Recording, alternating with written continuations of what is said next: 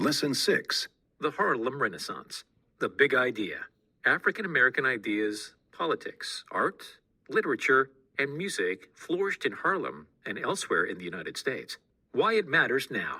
The Harlem Renaissance provided a foundation of African American intellectualism to which African American writers, artists, and musicians contribute today.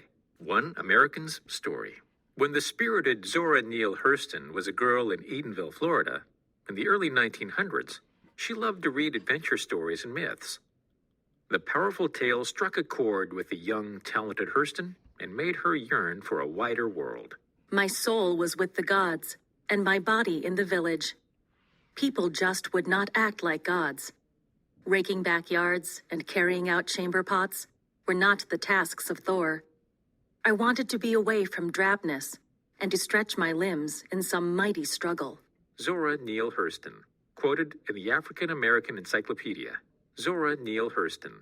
After spending time with a traveling theater company and attending Howard University, Hurston ended up in New York. She struggled to the top of African American literary society by hard work, flamboyance, and, above all, grit. I have seen that the world is to the strong, regardless of a little pigmentation, more or less, Hurston wrote later.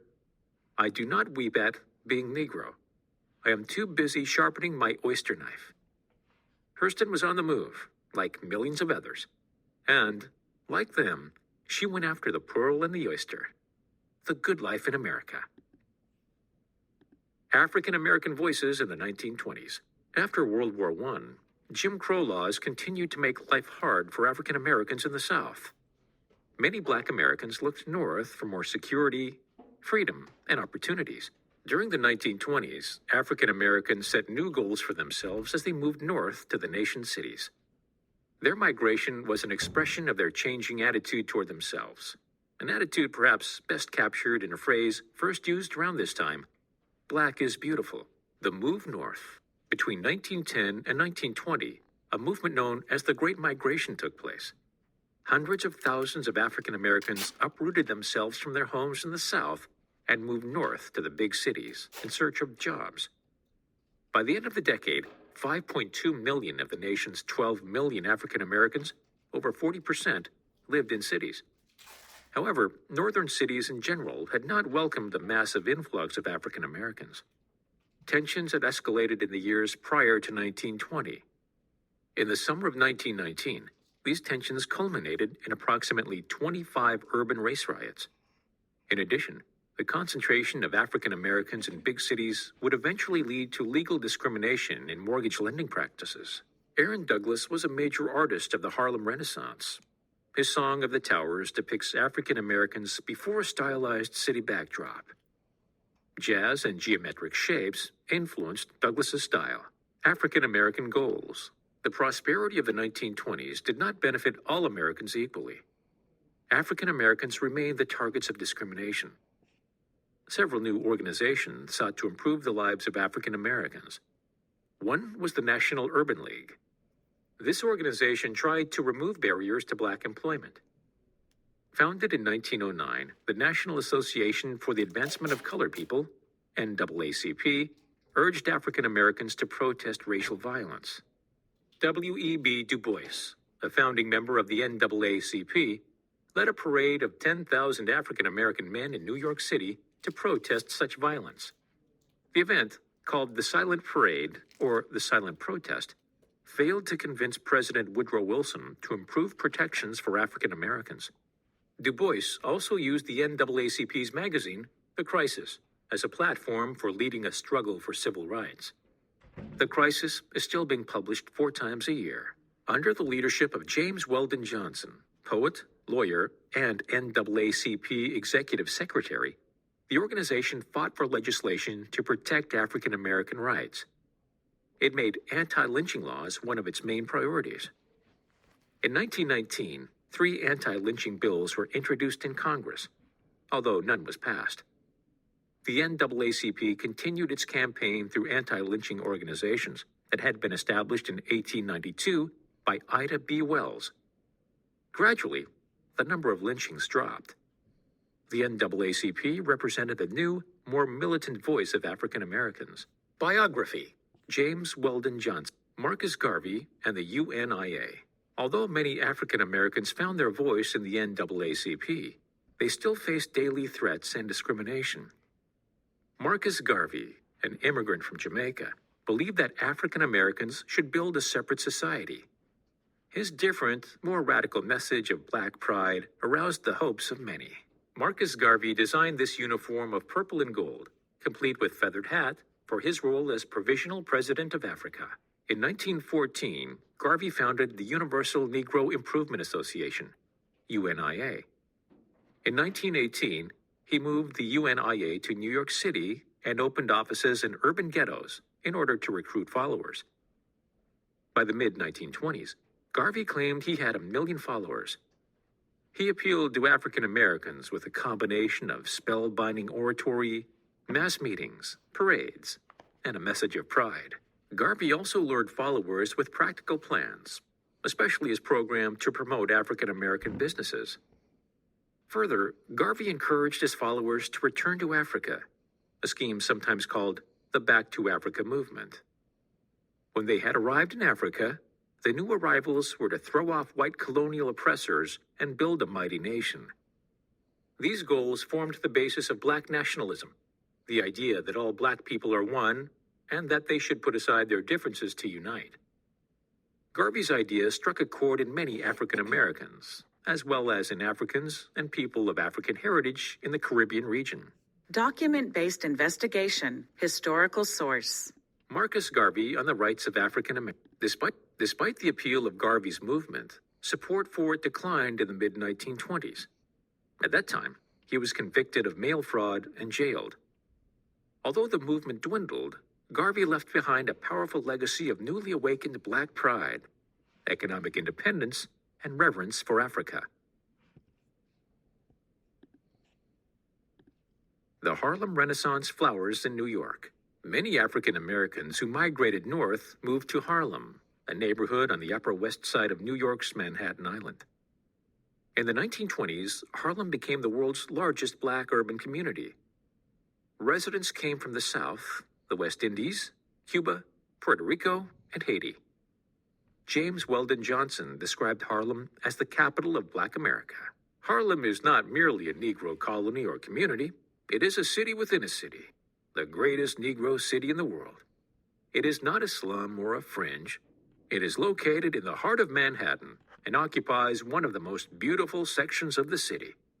It has its own churches, social and civic centers, shops, theaters, and other places of amusement. And it contains more Negroes to the square mile than any other spot on earth. James Weldon Johnson, from Harlem, the culture capital. Like many other urban neighborhoods, Harlem suffered from overcrowding, unemployment, and poverty. But its problems in the 1920s were eclipsed by a flowering of creativity called the Harlem Renaissance, a literary and artistic movement celebrating African American culture.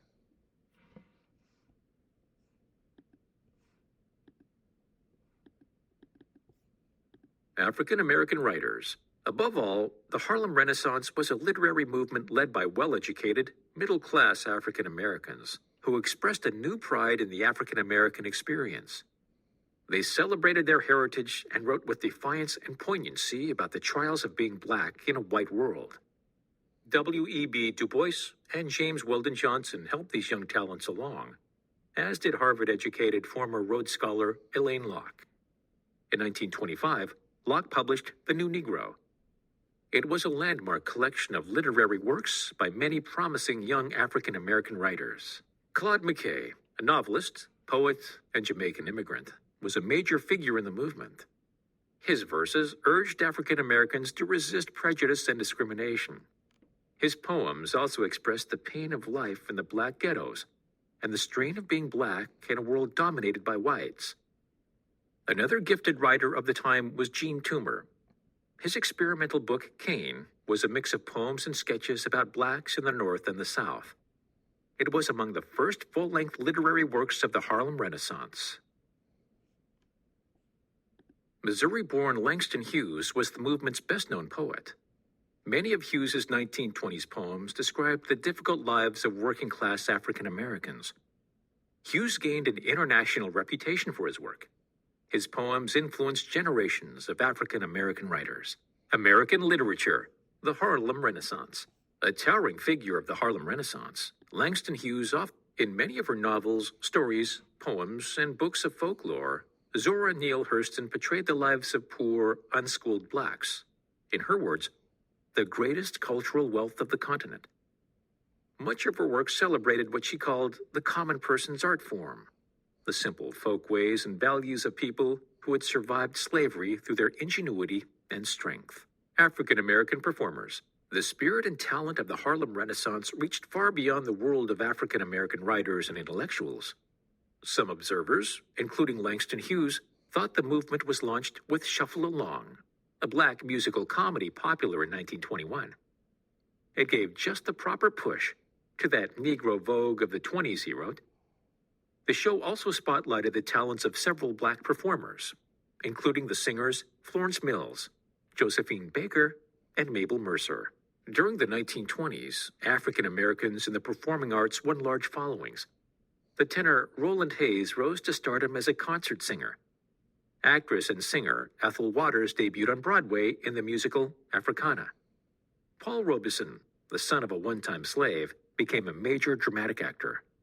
His performance in Shakespeare's Othello, first in London and later in New York City, was widely acclaimed. Subsequently, Robeson struggled with the racism he experienced in the United States and the indignities inflicted upon him because of his support of the Soviet Union and the Communist Party.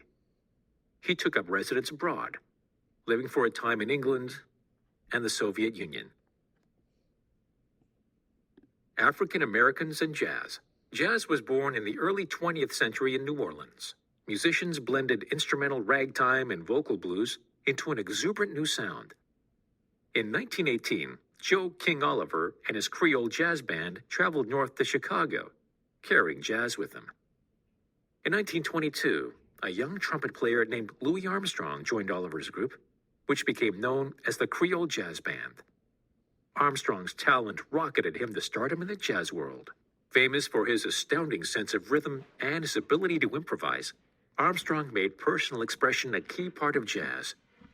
After 2 years in Chicago, he joined Fletcher Henderson's band in 1924. At that time, it was the most important big jazz band in New York City. Armstrong went on to become perhaps the most important and influential musician in the history of jazz. Jazz quickly spread to such cities as Kansas City, Memphis, and New York City. It became the most popular music for dancing. In fact, the new musical style became so fashionable that the 1920s are often called the Jazz Age. Harlem pulsed to the sounds of jazz, which lured throngs of whites to the showy, exotic nightclubs there, including the famed Cotton Club. In the late 1920s, Edward Kennedy Duke Ellington, a jazz pianist and composer, led his 10-piece orchestra at the Cotton Club. In a 1925 essay titled The Negro Spirituals, Alain Locke seemed almost to predict the career of the talented Ellington. Up to the present, the resources of Negro music have been tentatively exploited in only one direction at a time. Melodically here, rhythmically there, harmonically in a third direction. A genius that would organize its distinctive elements in a formal way would be the musical giant of his age, Alain Locke, quoted in Afro-American Writing, an anthology of prose and poetry. Through the 1920s and 1930s, Ellington won renown as one of America's greatest composers. Among his most popular works were Mood Indigo and Sophisticated Lady. Biography. Cab Calloway, a talented drummer, saxophonist, and singer, formed another important jazz orchestra. It played at Harlem's Savoy Ballroom and the Cotton Club, alternating with Duke Ellington. Along with Louis Armstrong, Calloway popularized scat, or improvised jazz singing using sounds instead of words. Bessie Smith, a female blues singer, was probably the most outstanding vocalist of the decade. She recorded on black-oriented labels produced by the major record companies. She achieved enormous popularity, and in 1927 became the highest-paid black artist in the world. Her fame continued to the movie screen when she starred in a film based on her wildly popular song, St. Louis Blues, composed by blues musician W.C. Handy. Many of the jazz tunes were published as sheet music by companies on New York City's West 28th Street. The area came to be called Tin Pan Alley for the sound of conflicting tunes blasting from the street's businesses. Some African American musical artists achieved great celebrity in Europe.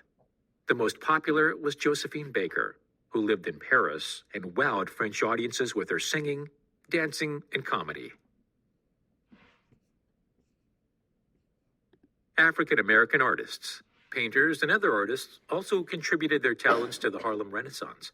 Sculptor Richmond Barthé's many works included a monument to Haitian hero Toussaint Louverture and a portrait statue of Booker T. Washington. Aaron Douglas painted murals and illustrated books and magazines. Many of Palmer Hayden's paintings were inspired by African American folklore. James Van Der Zee used innovative techniques in his photographs of middle-class Black New Yorkers. Many other names could be cited as prominent artists of the era. Enduring influence, the Harlem Renaissance put African Americans on the country's cultural stage. With their increased numbers in the big cities and their significant contributions to the arts, African Americans were inspired to take new pride in their achievements and importance. In addition, the Harlem Renaissance represented a portion of the great social and cultural changes that swept America in the 1920s. The period was characterized by economic prosperity, new ideas, changing values, and personal freedom, as well as important developments in the arts. Most of the social changes were lasting. The economic boom, however, was short-lived.